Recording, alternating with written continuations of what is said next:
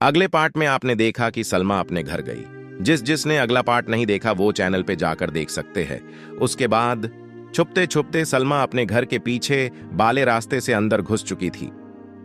उसके अब्बू और अम्मी दोनों टेंशन में मैं गेट पर खड़े थे और आपस में सलमा की सलामती की ही दुआ कर रहे थे।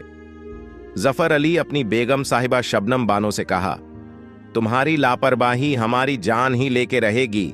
ये लड़चकी का कोई आता पता नहीं है कहीं।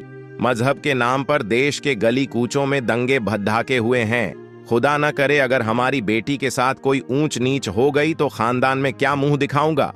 शबनम ने अल्लाह का बस्ता देते हुए कहा, ऊपर वाला हमारे साथ है और आप ये बेरुखी सी कैसी बातें कर रहे हैं। हमने कोई जानबूझ के थोड़े जाने के लिए कहा था, न जाने कब दबे पांव चली गई है। आने दो आज इस कमबख्त खोर को। जैफी साहब ने कहा, अरे दहशतगर्दों से बचेगी तो ना आएगी घर। लो जीबो देखो उधर आकर खड्डी है, शबनम ने अपनी शौहर को बताया और साथ ही चौके से जाकर छुरी उठाकर सलमा की ओर लपकी। तभी बीच में सलमा की बद्दी बहन फरीन ने उसे बचाने की कोशिश की।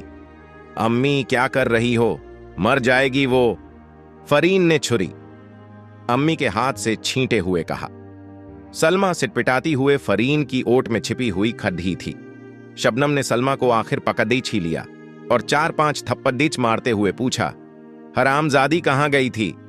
सलमा ने अपना पक्ष रखते हुए कहा, यही तो पिछली वाली गली में अपनी दोस्त चारू से मिलने गई थी।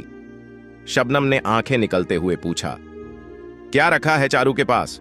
उसके बाप और भाई मिलकर तेरा कत्ल कर देंगे। खून सवार किए घूम रहे हैं मोहल्ले में, हम लोगों की जान के दुश्मन बने हुए घूम रहे हैं। सलमा ने गुस्साते हुए कहा, ऐसी तो कोई बात नहीं है उनके घर, सब तो ढंग में बात किए थे हमसे। ज्यादा जवान न चलाओ सलमा, तुम अपनी हद में रहो। फरीन ने मां का पक्ष लेते हुए सलमा को डांटा। अब सलमा रोती हुई अपने कमरे की ओर जाने लगी। घर में इतना सब ड्रामा चल रहा था। जैफी साहब सब दरवाजे पर खड्डीढ़े गुस्से से जलाते हुए देख रहे थे। उन्होंने आज तक कभी भी सलमा पर हाथ नहीं उठाया था और आगे उठाना भी नहीं चाहते थे। सलमा उनके ज्यादा करीब इसलिए थी क्योंकि वो बाकी अपने भाई बहनों में अकेली मैट्रिक पास की हुई थी। वो ही उनके सारे धंधे पानी का हिसाब किताब रखती थी, साथ ही सबसे खूबसूरत भी थी।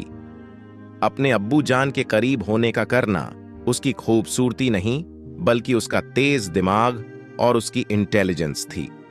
सलमा के अलावा उसके घर में एक उसकी बड़ी बहन और एक छोटी बहन और सबसे छोटा एक भाई भी था। सलमा और सागर दोनों एक साथ स्कूल में मैट्रिक में थे, तभी से दोनों एक दूसरे के करीब और करीब आते चले गए थे।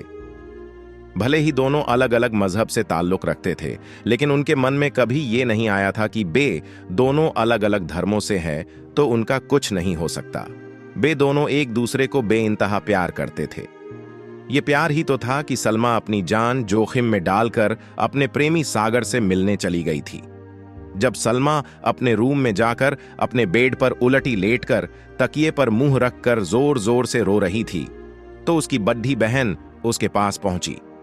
फरीन ने सलमा की पीठ पर हाथ रखते हुए उसे पूछा, क्या हुआ, मुलाकात हुई या नहीं? सलमा ने बिना पलटे ही हां में सर हिलाते हुए कहा, हम हुई। फरीन, तब रो क्यों रही हो? फिर तो खुश होना चाहिए तुम्हें। तुम्हारी मोहब्बत से मिलने का कम से कम मौका तो मिला। अब उसके लिए ये मार पीट तो सहनी ही पड़ेगी ना। सलमा ने पीछे मुद्दते हुए कहा, फरीन, हम पीटने के लिए नहीं रो रहे। फरीन, तो फिर क्यों रो रही हो?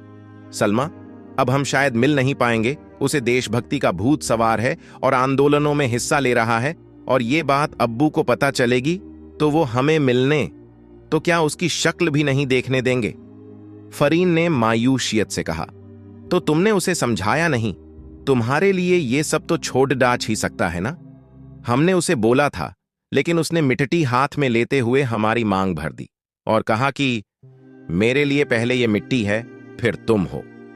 फरीन ने चिंता जताते हुए कहा, आखिर अपने इस मुल्क में चल क्या रहा है? ये गोरे क्या करवा के मानेंगे? पहले तो पूरा का पूरा लूट लिया और अब इन्हें क्या चाहिए? घर भी क्यों छीनना चाहते हैं हमारे? सलमा ने फरीन को देश की वर्तमान हालात से अवगत कराते हुए कहा, गोरे देश छोड़ डाट कर जाने के लिए राजी हो गए हैं, लेकिन उससे पहले यहां अंतरिम सरकार बनाने का प्रस्ताव रखा गया है। अब दिक्कत ये आ रही है कि देश की जनता दो गुटों में बंट गई है। कुछ कांग्रेस को सपोर्ट कर रहे हैं और कुछ मुस्लिम लीग को। फरीन ने कहा, अब ये क्या नई बला है? सलमा ने बताया, ज्यादातर मुसलमान लोग मुस्लिम लीग में हैं और वो एक अलग आजाद मुल्क की मांग कर रहे हैं, या फिर जिन्ना साहब को देश का पहला प्रधानमंत्री बनाने की मांग है। फरीन ने कहा, तो इसमें हर्ज ही क्या है, बनाना चाहिए। उन्होंने कितनी कुर्बानियां दी हैं देश के लिए और पढ़े लिखे भी हैं। सलमा ने कहा, हर्ज ये है कि कांग्रेस और गांधी जी नेहरू को आगे कर रहे हैं, तो तकरार यही है। वो आगे कुछ बात करती कि सलमा को उसके अब्बू ने उसे बाहर आने के लिए पुकारा। सलमा, फरीन, अब हमें डर लग रहा है, कहीं अब्बू को पता ना चल गया हो। फरीन, पहले जाकर तो देखो। सलमा ने कहा, अब्बू की कड्ढक आवाज सुन के तो यही लग रहा है।